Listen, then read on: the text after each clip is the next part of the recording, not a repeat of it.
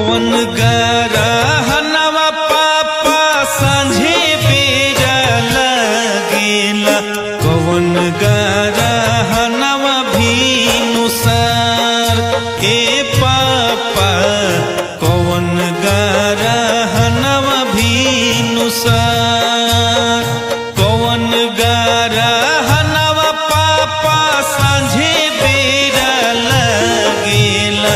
कहाँ जइहे बेटी तोहार ए पापा कहाँ जइहे बेटी तोहार कौने कारण पापा हमारा के तेजनी भेजतानी दोसरा दुआर ए पापा भेजतानी दोसरा दुआर अब नहीं मिली हमारा माई के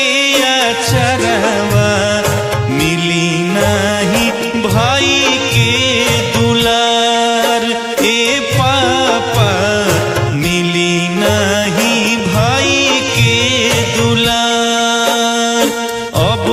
नहीं मिली हमारा माई के अचरवा मिली नहीं भाई के दुलार ए पापा छूटी गईले घर परिवार ए पापा कौन गरहनवा भीनुसार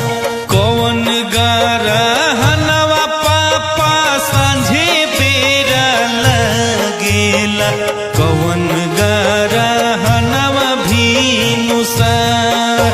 ए पापा